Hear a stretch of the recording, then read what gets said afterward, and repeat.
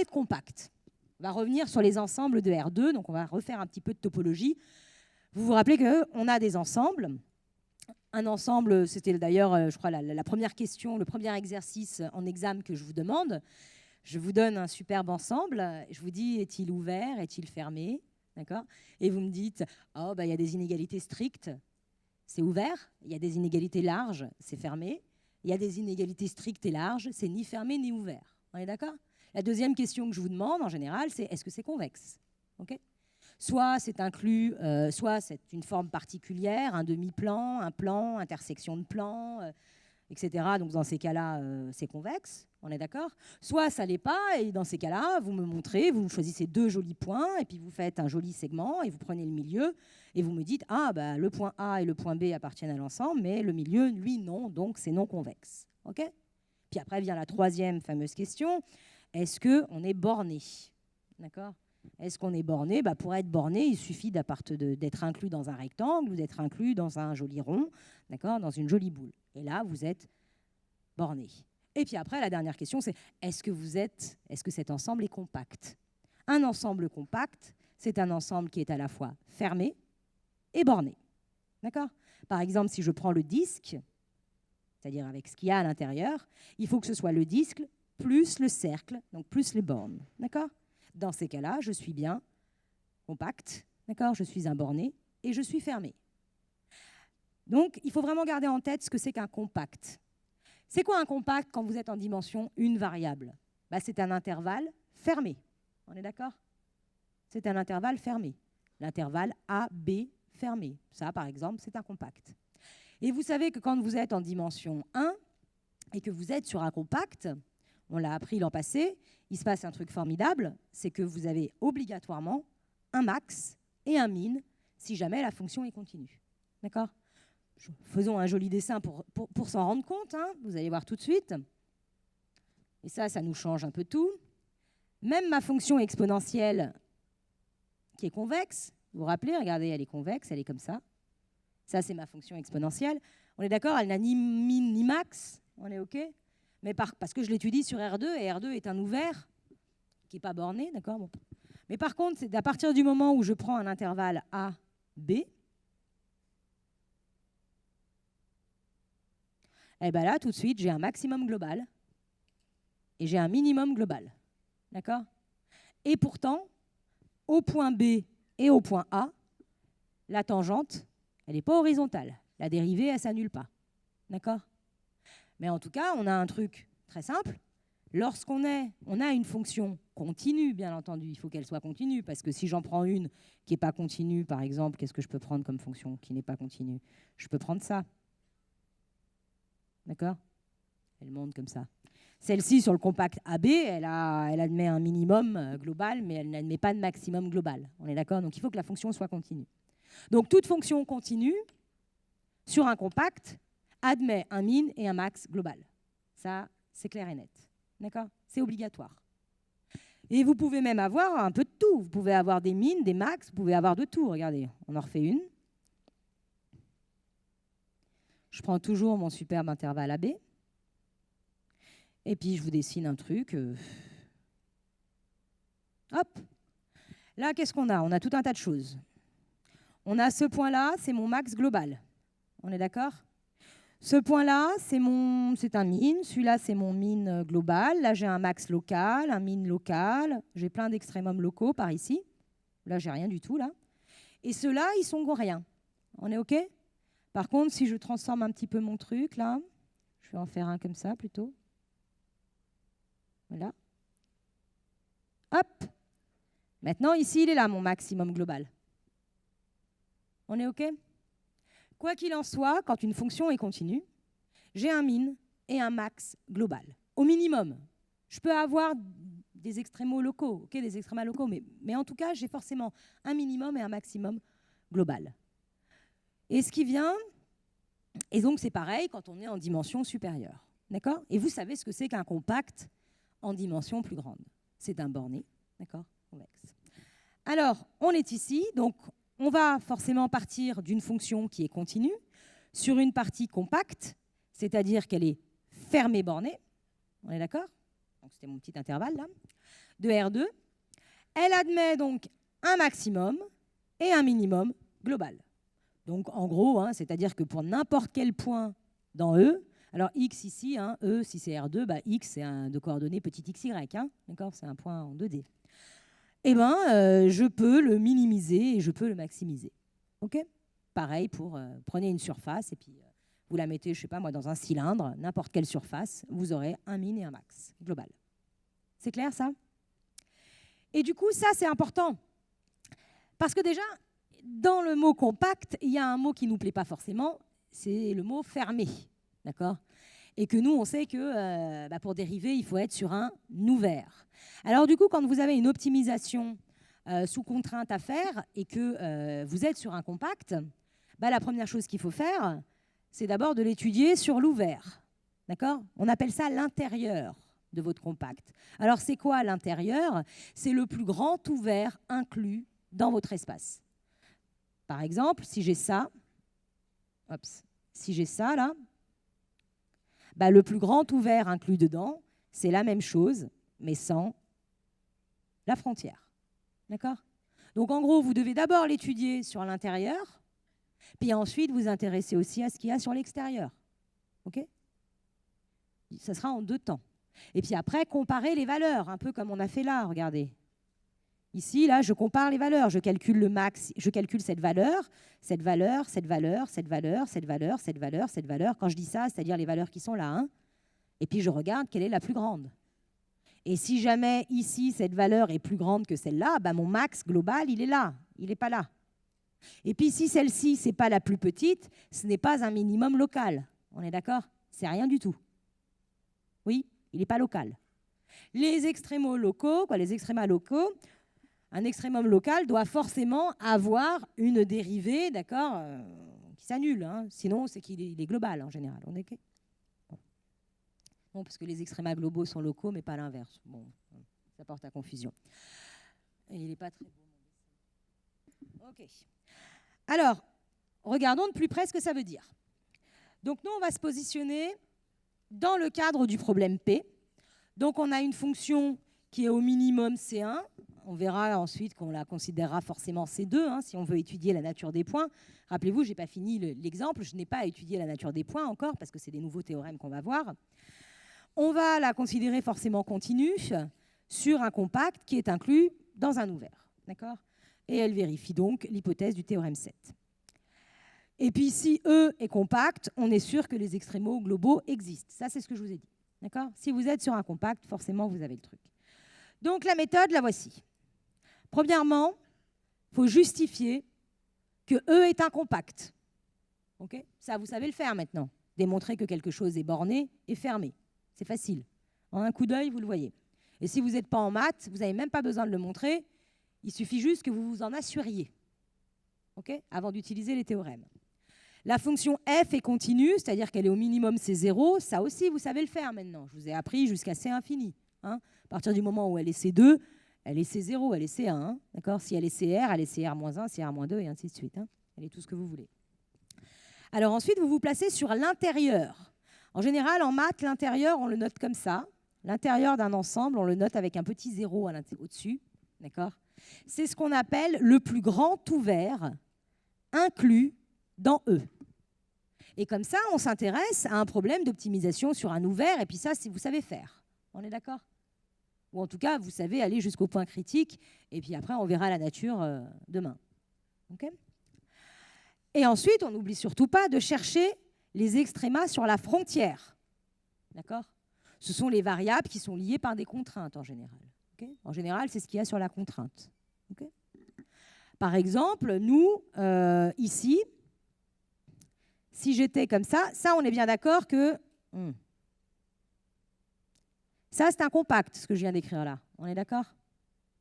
C'est pas convexe, un cercle. Parce qu'il y a le trou à l'intérieur, il n'y a pas ce qu'il y a dedans. Okay ? Mais par contre, si ma contrainte, ça avait été ça, okay, oui, eh ben, il aurait fallu se mettre sur le strictement, d'accord, parce que là, je suis sur un compact aussi. D'accord, donc, on étudie la frontière, et puis ensuite, on regarde ce qui se passe. Alors, avant de venir aux inégalités, je vais commencer ici. Donc, ici, je suis sur un compact. Retour sur l'exo 1. Je suis sur un compact, je suis donc sur un fermé et je suis sur un borné. D'accord? Je suis sur un compact. Alors, et j'ai 2 points critiques qui sont des points de première espèce. Donc, le théorème que je viens de vous annoncer, il vient de vous dire, bah, c'est simple. Je suis sur un compact, donc au minimum, d'accord, j'ai obligatoirement un max global et un min global. Et dans l'exemple qu'on vient de traiter, j'ai combien de points critiques? J'en ai 2. Ouais, d'accord, j'en ai que 2. Vu que j'en ai que 2 et que au minimum, d'accord, je suis dans l'obligation d'avoir un min et un max, forcément l'un des deux est le minimum global et l'autre est le maximum global. Vous voyez bien qu'il n'y a pas besoin de sortir l'artillerie lourde pour savoir si c'est un min ou un max, s'il est local ou pas, ou si c'en est effectivement un. Là, le fait qu'on soit sur un compact vous indique tout de suite que vous avez un minimum et un maximum, et que ce min et ce max sont globales. D'accord? Le minimum est global, le maximum est global. Alors maintenant, qui est qui? Bah, c'est simple, hein, il suffit de calculer la valeur du point. Alors ici, si je calcule f de a, j'obtiens racine de 2. Si je calcule f de b, j'obtiens moins racine de 2. Bon, bah, le point A va me donner le maximum, d'accord? Et le point B va me donner le minimum. Le minimum est de valeur moins racine de 2 et le maximum est de valeur racine de 2. On est d'accord? Donc, je ne vais pas utiliser l'artillerie lourde pour cet exemple. Je reprendrai un autre exemple bien plus casse-pied pour vous sortir tous les théorèmes plus importants derrière. Okay? Mais en tout cas, il est important que vous connaissiez ce théorème, que vous soyez en dimension 1 ou que vous soyez en dimension 2 ou même en dimension plus grande. À partir du moment où vous étudiez sur un compact, vous avez un min global et un max global. D'accord?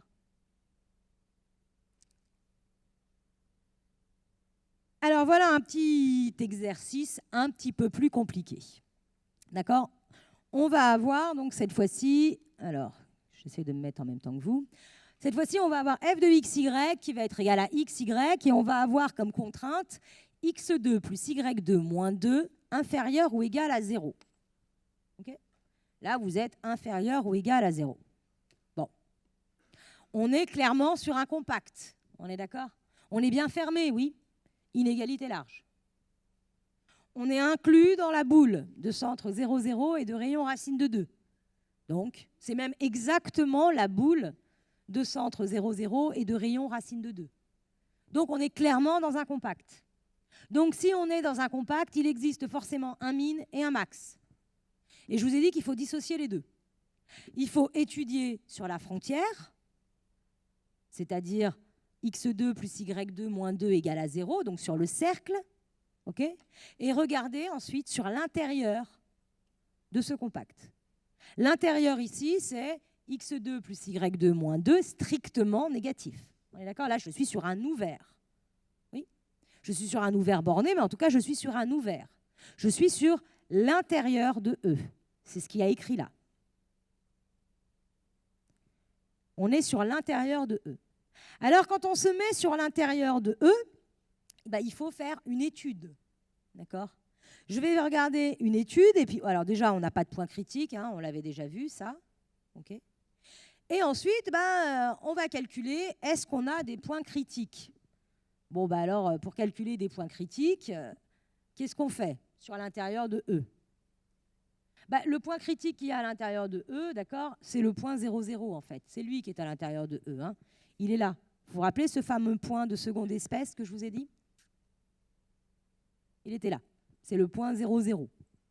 Et il appartient bien à l'intérieur. Hein. On vérifie. Si je remplace x par 0 et y par 0, qu'est-ce que j'ai? J'ai 0 plus 0, d'accord, ça fait 0, c'est bien plus petit que 2.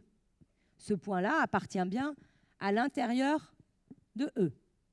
Alors après, on pourrait regarder si c'est un extrémum ou pas. Okay.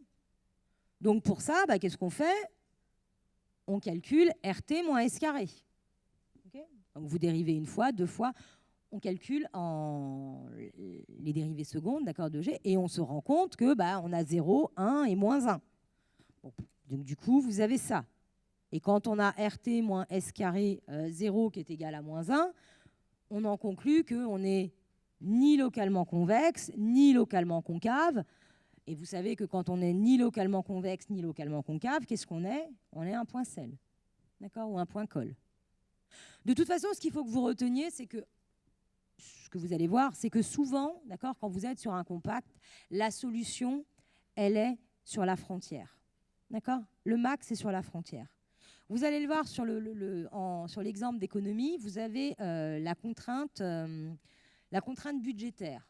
D'accord? Ça doit vous parler, ça, la contrainte budgétaire. Vous avez deux biens, un, il a un certain prix, l'autre, il a un second prix. Vous savez que le prix fois le nombre sur le nombre de biens que je consomme, plus l'autre, doit être inférieur ou égal à mon revenu.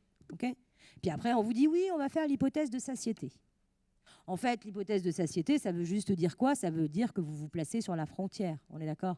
À la base, vous aviez PQ1 plus P1Q1 plus, ou P1C1, c'est comme ça les notations. P1C1 plus P2C2 est inférieur ou égal à R. Et ça, on voit bien que c'est un compact. On est d'accord? On est un compact clairement. Okay, c'est l'équation d'un cercle, hein, d'un disque. Et on vous dit, on va faire l'hypothèse de satiété. On va poser l'égalité. Donc, en fait, on se place sur le cercle. D'accord? Là, ce n'est pas un cercle, c'est un X2. On est sur un demi-plan, là. Qu'est-ce que je raconte? Il n'y a pas de carré sur la vôtre. C'est ça, votre contrainte, vous.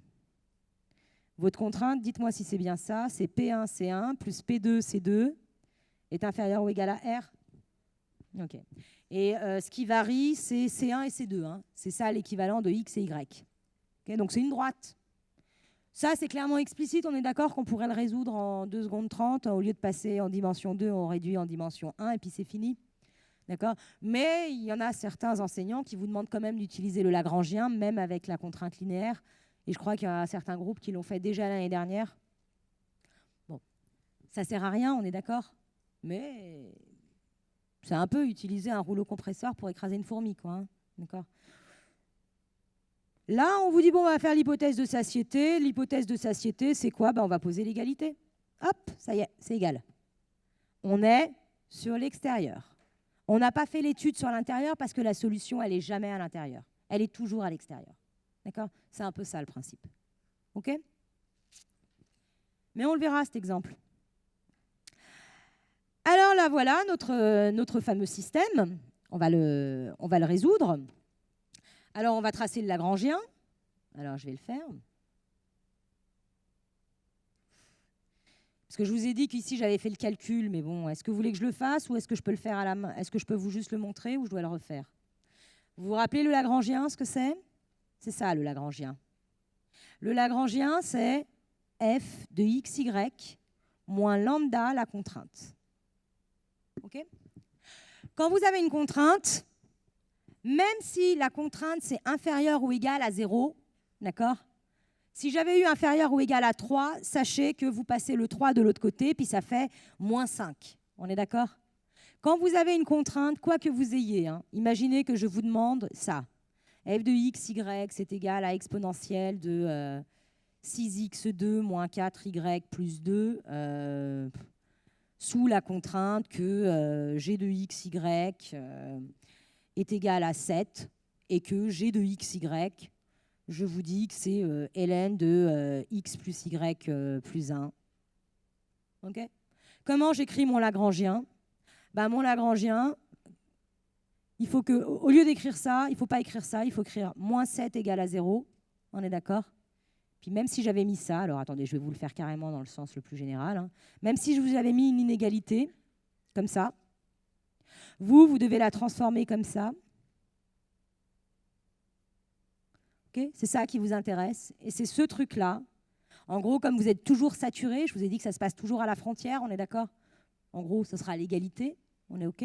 Et donc, du coup, votre Lagrangien, il s'écrira f de xy, donc comme ça, moins lambda, et puis vous écrirez ln de x plus y plus 1, moins 7. Ce sera ça, votre Lagrangien. D'accord? Il faut toujours que vous passiez tout d'un côté, que vous ayez 0 de l'autre, et vous mettez ça dans votre contrainte. D'accord? C'est moins lambda la contrainte. Et la contrainte, qu'elle soit une égalité ou une inégalité, il faut toujours qu'il y ait 0 de l'autre côté. C'est bon ça? Après, que ce soit supérieur ou inférieur, peu importe, on est d'accord? parce que, comme je vous ai dit, ça se transformerait le lambda en plus lambda ou moins lambda, et je vous ai dit que ça ne changeait rien. On est d'accord? Ça change strictement rien. Donc du coup, si on regarde dans l'exemple que je viens de vous donner, alors l'exemple que je viens de vous donner, c'est celui-ci, f de xy est égal à xy, sous la contrainte que g de xy égale à x2 plus y2 moins 2 est inférieur ou égal à 0. Donc ici, comme d'habitude, on a f et g qui sont C2 de R2 comme fonction polynôme. On est sur un ouvert, tout se passe bien, tout est génial, d'accord? Ça va très bien.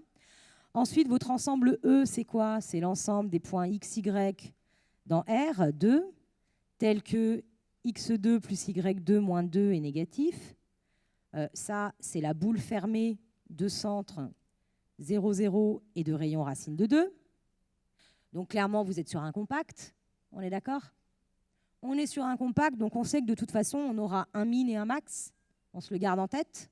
Okay, ce sera des points en moins à étudier. Et on dit, on va se mettre sur l'intérieur. Je me mets sur l'intérieur. C'est quoi l'intérieur? C'est le plus grand ouvert inclus dans E. Et il suffit juste de remplacer l'inégalité large par une égalité stricte. Voilà, c'est fait. Je suis sur l'intérieur. Maintenant, j'écris mon Lagrangien. Je ne l'ai pas écrit, non.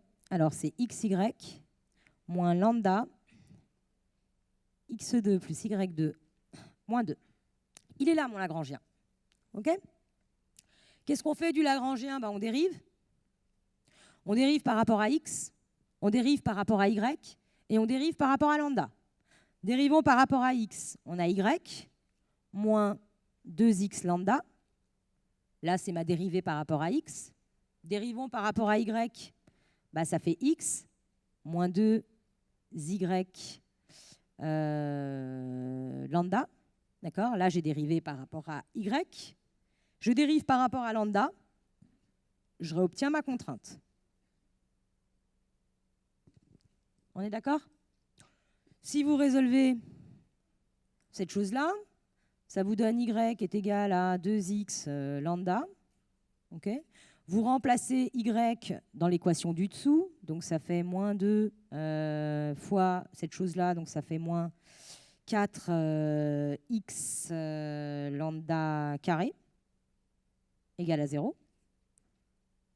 Et ici, vous avez y2 plus x2 moins 2 égale à 0. On est OK? Bon. Alors là, on essaye d'être un peu sioux, d'être un petit peu malin. Qu'est-ce qu'on fait? Vous savez que pour résoudre un système, il faut toujours se retrouver sous la forme A fois B égale à 0. Okay? Et ici, je n'ai absolument pas ce genre de choses. Le seul endroit où je peux l'avoir, c'est sur la deuxième équation en factorisant par x. Okay? Donc, factorisons la deuxième équation, celle-ci par x. Donc, ça fait 1 moins 4 lambda carré égale à 0.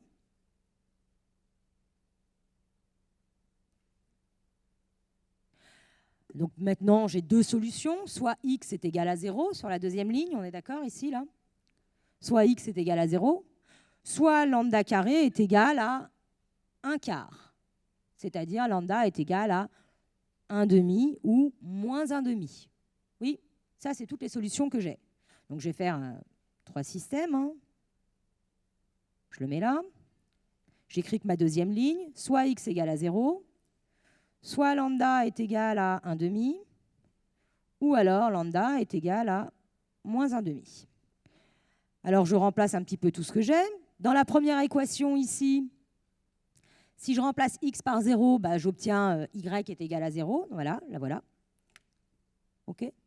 Et si je la remplace en dessous, ça me fait y2 plus x2, c'est 0 plus 0, ça fait 0. Moins 2, ça ne fait pas 0. Donc ça ne marche pas. On est OK? Ça ne fonctionne pas. Ensuite, si je remplace par lambda est égal à 1 demi, donc remplaçons par lambda égal à 1 demi et moins 1 demi, donc c'est ce qu'on va faire. Alors, si vous remplacez, je ne vais pas finir le système, hein, parce que bon, c'est pas compliqué. Vous allez avoir comme solution 2 points, plusieurs points, A, B, C et D. Ça, je vous laisserai aller chercher pour demain, si vous arrivez à résoudre ces exercices. Si vous n'avez pas réussi, je vous le ferai. Donc ici, on a 1,5. Celui-ci, c'est 1,5. Le lambda associé ici, c'est moins 1,5. Et le lambda associé ici, c'est moins 1,5. On a 4 points critiques. D'accord ? Et il va nous falloir étudier ces 4 points critiques. OK ? Pour étudier ces 4 points critiques, alors déjà, la première chose qu'il faut faire, c'est calculer f de A, f de B, f de C, f de D. F de A, c'est égal à 1. Celui-là, il est égal à 1. Celui-là, il est égal à moins 1. Et celui-ci est égal à moins 1. Alors, regardons les points A, B, C et D. Ils appartiennent à qui? Regardez ma contrainte. C'est que des 1, hein. On est d'accord? C'est des 1 ou moins 1. Hein. On est OK que c'est que des 1 et moins 1? Bah, que vous preniez 1 ou moins 1, vous le mettez au carré, ça fait 1. On est d'accord? Plus 1, ça fait combien? Ça fait 2. Moins 2, ça fait combien? Ça fait 0. Tous ces points, ils appartiennent à qui? À la frontière. Le seul point qui n'appartenait pas à la frontière, c'était le point 0, 0. Vous vous rappelez, c'était le point qui ne collait pas et qui, de toute façon, ne satisfaisait pas mon système. Donc, finalement, les points qui sont sur la frontière, c'est les seuls qui fonctionnent. On est d'accord? Et je n'ai que 2 valeurs possibles. C'est 1 et moins 1. Et je suis sur quoi, rappelez-moi? On est sur un compact. Et quand on est sur un compact, on sait une chose. On sait qu'on a 2 choses importantes. C'est qu'on est sûr qu'on a un minimum global et on est sûr qu'on a un maximum global. Ici, la valeur du minimum, c'est quoi?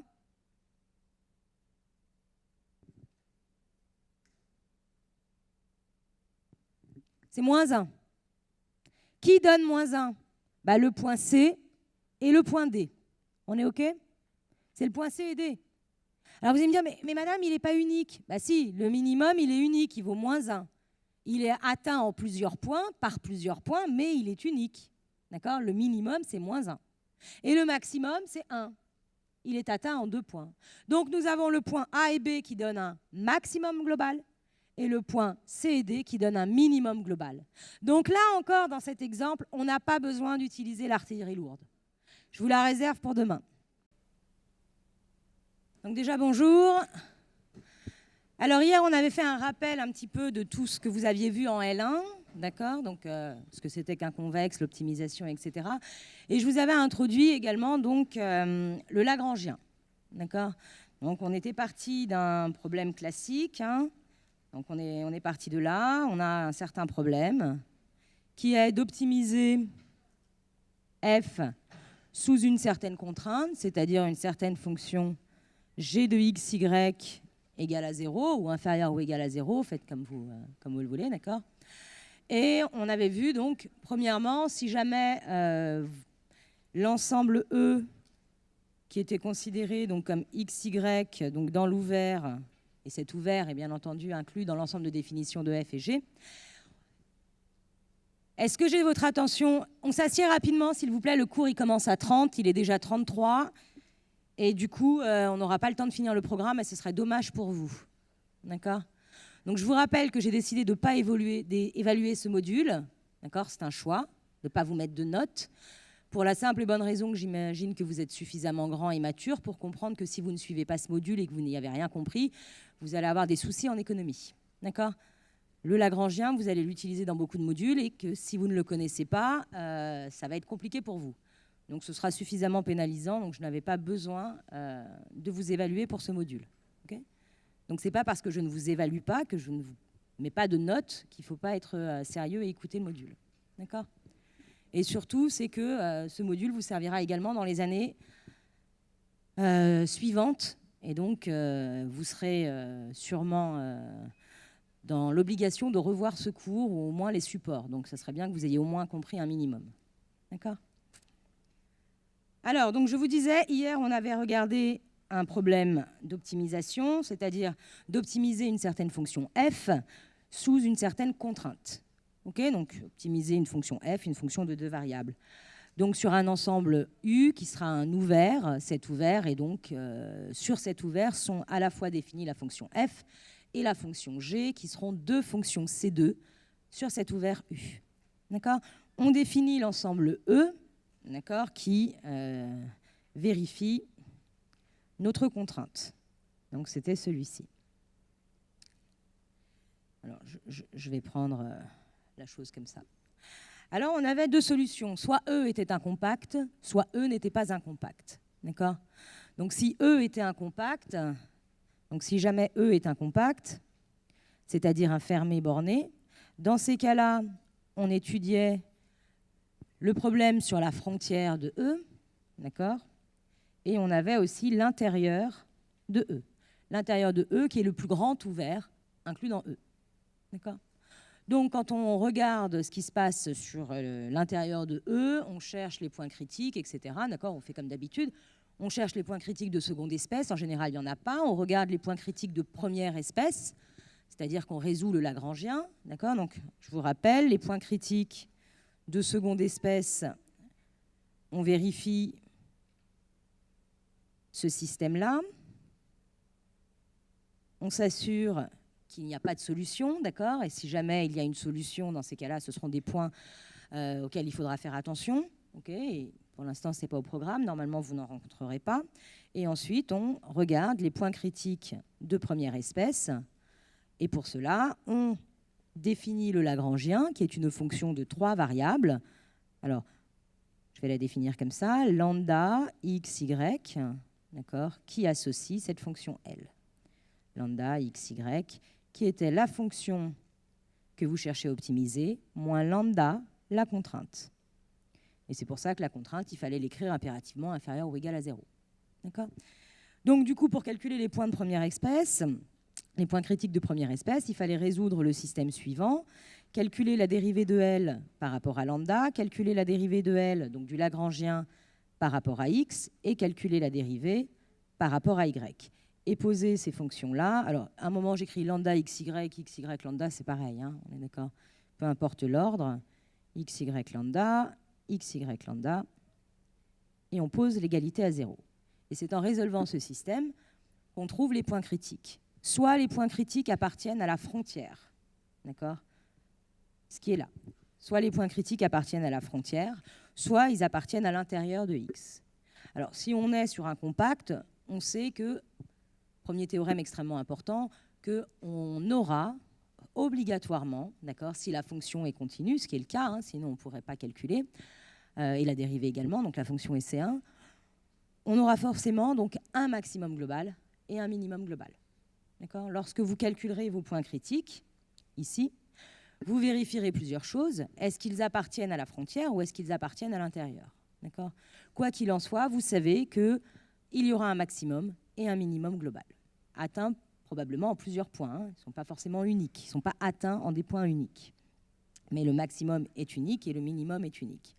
Ensuite, les autres points critiques que vous pouvez trouver, qui seront à l'intérieur, donc c'est-à-dire sur le plus grand ouvert de U, eux seront au mieux, je dis bien au mieux, des extrémaux, d'accord, un maximum ou un minimal, local. D'accord ?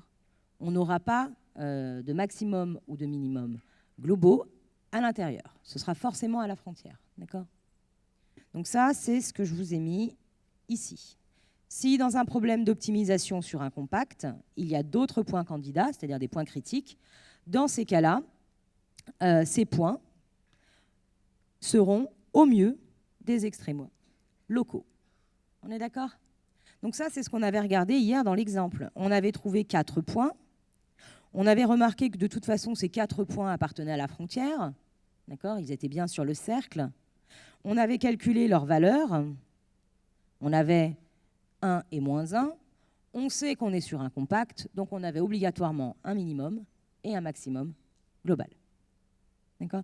Donc forcément, les points A et B donnaient le maximum, qui était de valeur 1, et les points C et D donc, donnaient ou présentaient, ou en tout cas la fonction f présente en ce point, un minimum de valeur moins 1. D'accord ? C'est un minimum du problème et un maximum du problème, hein, c'est-à-dire f sous la contrainte. Donc ça, c'était ce qu'on a vu hier. Et on avait également donc, vu que... ce sont des points...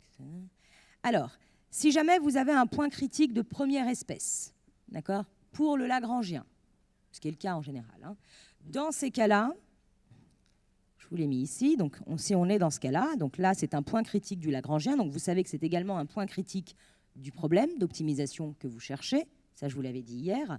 Alors si jamais vous trouvez que c'est un extrémum global ou local, hein, pour le Lagrangien, dans ces cas-là, ce sera également un extrémum, d'accord, global ou local, pour le problème d'optimisation P qui vous intéresse. D'accord.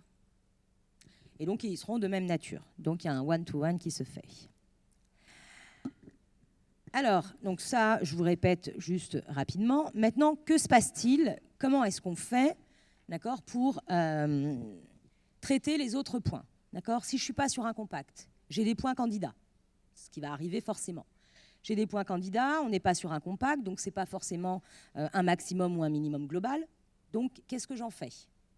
Donc, dans ces cas-là, rappelez-vous, j'ai un point candidat, disons x bar, y bar, toujours associé à son lambda bar. Okay. Mais jusque-là, on avait une fonction de 3 variables. Vous, ce que vous savez faire, c'est de résoudre le problème d'optimisation, hein, sans contrainte, hein, d'une fonction de 2 variables. C'est-à-dire que si je vous donne une fonction h de x, y, et que je vous demande d'étudier ces extrémas, d'accord, est-ce qu'il existe des maximums ou des minimums, ce que vous faites, c'est que vous calculez la dérivée d'ordre 1, d'accord, partielle par rapport à x, par rapport à y, vous calculez égal à 0, vous cherchez les points candidats, puis à partir de là, vous utilisez soit les théorèmes que vous connaissiez l'année dernière, d'accord, ou alors la méthode basique, c'est vous calculez RT moins S carré, c'est-à-dire la matrice hessienne. D'accord. Et si vous avez quelque chose de positif ou de négatif, suivant tout ce qu'on avait vu hier, bah vous pouvez conclure. Okay. Bah là, en fait, c'est pareil, sauf que vous avez une fonction de 3 variables. Donc nous, ce qu'on va faire, c'est qu'on va revenir à une fonction de 2 variables. Vous vous rappelez le petit lambda bar, là?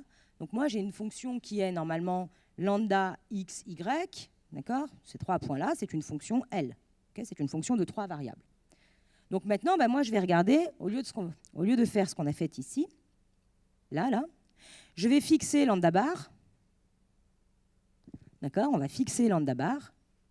Et on va regarder cette fois-ci cette fonction-là, c'est-à-dire le Lagrangien, pour le lambda bar fixé. D'accord. C'est-à-dire que dans le Lagrangien, je vais remplacer lambda par la valeur numérique lambda bar. Du coup, je me retrouverai avec une fonction de 2 variables. D'accord. Et cette fonction de 2 variables, bah, vous allez l'étudier. D'accord. Donc vous savez déjà, donc première question, c'est est-ce que cette fonction de 2 variables, c'est-à-dire à lambda bar fixé, est une fonction convexe ou concave, globalement parlant. D'accord. Ça veut dire quoi? Bah, ça veut dire qu'il va falloir calculer RT moins S carré de la fonction qui est là. D'accord. Cette fonction qui est maintenant une fonction de 2 variables, vu que lambda est fixé. Il est fixé à lambda bar. Donc vous allez calculer la dérivée seconde par rapport à x, la dérivée seconde par rapport à y, les dérivées croisées, et vous allez calculer le RT moins S carré qui sera une fonction de x, y. On est OK? Et là, on revient sur les théorèmes qu'on avait vus avant. Si RT moins x, y, qu'est-ce que je raconte? RT moins S carré, d'accord, est une fonction positive pour tout x, y, la fonction sera soit convexe, soit concave. On est OK? Ensuite, il faudra regarder le signe de R. R, qui est la dérivée seconde par rapport à x, cette fois-ci la dérivée seconde du Lagrangien, hein, à lambda bar fixé. Ben, on va dériver 2 fois, hein, R, c'est ça, R, on dérive 2 fois par rapport à x. Si pour tout x, y, c'est positif, donc dans ces cas-là, la fonction est convexe. Et donc dans ces cas-là, il existe, d'accord, un max global. Si, en revanche, RT moins S carré est positif, okay, pour tout x, y, mais que le R, cette fois-ci, est négatif pour tout x, y, dans ces cas-là, la fonction sera concave. Okay.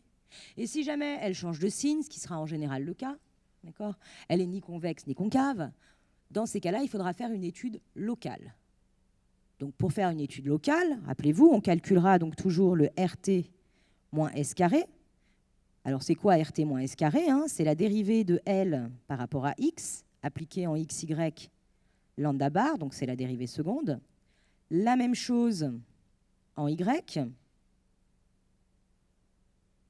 mais avec le fameux lambda bar, moins la dérivée croisée.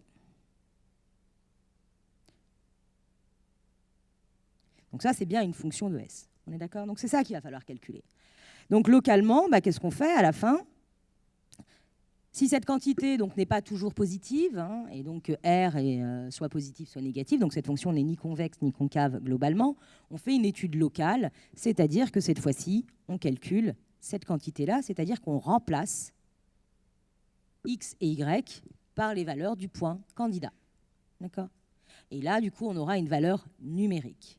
Si cette valeur numérique est strictement positive, dans ces cas-là, on pourra regarder la valeur de R, bar, c'est-à-dire celle-ci, si celle-ci est également strictement positive. Donc, dans ces cas-là, nous sommes localement convexes. Donc, en ce point candidat, le Lagrangien présentera un minimum local. Ce minimum local sera également un minimum local de notre problème, c'est-à-dire de f sous la contrainte g. Si cette quantité-là, donc en x bar, y bar, lambda bar, est encore strictement positive, mais cette fois-ci r bar est strictement négative, dans ces cas-là, nous aurons une concavité locale, donc nous aurons un maximum local. Et ce maximum sera également un maximum local de notre problème, d'accord, de votre problème d'optimisation. Si maintenant cette quantité est négative, c'est-à-dire RT moins S carré est négative, là, on est d'accord que ce sera un point col du Lagrangien. Ou si cette quantité est positive, mais que celle-ci est égale à 0, on ne peut pas conclure. D'accord? Donc là, ce sera encore d'autres problèmes. Donc, voyons voir. Normalement, je vous ai écrit tout ça ici. Alors, je vous ai mis ici, vous êtes sur un ouvert convexe. D'accord? On va se mettre directement là-dessus, ce sera plus simple. On va prendre U, ouvert et convexe. Vous avez un point critique, c'est-à-dire un point critique de première espèce, c'est-à-dire un point candidat. D'accord? Celui qui vérifie, qui n'est donc pas un point critique de seconde espèce, ce n'est pas un point problématique, mais en tout cas, c'est un point critique du Lagrangien. D'accord? C'est-à-dire du fameux système S que je vous ai donné au début, c'est-à-dire je dérive le Lagrangien par rapport à X, je dérive le Lagrangien par rapport à Y, et je dérive par rapport à lambda. C'est ça mon point critique. Alors si ce point critique, donc dans ces cas-là, vous fixez cette fonction-là. D'accord? C'est-à-dire ici, vous avez vu, j'ai fixé lambda bar. Ça devient donc une fonction de XY. Donc, c'est celle que je viens de vous écrire manuellement sur mes slides. Si jamais cette fonction est convexe, donc, comment on sait qu'elle est convexe? Soit par les théorèmes classiques que vous connaissez, parce que vous reconnaissez la forme et que tout à coup, ça a l'air d'être un convexe, d'accord? Ou alors, vous avez calculé la matrice hessienne, son déterminant, RT moins S carré, vous avez vu que c'est toujours positif, quel que soit XY. Et là, vous avez dit, c'est convexe. Donc, dans ces cas-là, ce point, d'accord, donnera un minimum global. D'accord? C'est ce que je vous ai dit à l'oral. De la même façon, si cette fonction-là est concave, donc et vous l'avez deviné par un moyen quelconque, plus ou moins rapide, d'accord, le moins rapide étant le calcul de RT moins S carré. Dans ces cas-là, vous avez un maximum global de votre problème au point M bar. D'accord? Alors, ce que je vous ai mis là, c'est pour les minimums locaux. Donc, c'est ce que je vous ai dit tout à l'heure. Okay, cette fois-ci, si jamais vous n'avez rien pu conclure, d'accord, c'est-à-dire que vous n'êtes pas dans ce cas-là, okay, c'est-à-dire que RT moins S carré n'est pas toujours positif, quel que soit XY. Donc là, vous n'êtes ni convexe ni concave, donc il faut faire une étude locale. Okay, donc, si vous faites une étude locale, comme je vous l'ai dit, cette fois-ci, il y a des barres. Vous avez vu ici, il y a des barres partout. Okay, j'ai remplacé X et Y par les valeurs numériques. Lambda bar était déjà remplacé par une valeur numérique. Donc, soit vous êtes positif, d'accord, avec un R positif ou un R négatif, et dans ces cas-là, comme d'habitude, vous concluez min ou max local pour le Lagrangien, donc pour votre problème d'optimisation qui vous intéresse. Maintenant, que se passe-t-il si vous êtes égal à 0 ? D'accord ? On ne peut pas conclure. On ne peut pas conclure dans quel cas ? Si le Lagrangien n'est ni convexe ni concave sur U, et que celui-ci est un point col du Lagrangien. D'accord ? Si vous êtes un point col du Lagrangien, ça ne veut pas dire que vous êtes un point col de votre problème d'optimisation. D'accord ? C'est là, vous ne pourrez pas conclure. Donc là, il faudra avoir des nouvelles méthodes et pousser un peu plus loin, mais ce n'est pas de votre programme. D'accord ? Vous verrez plutôt ça en L3. Donc il faut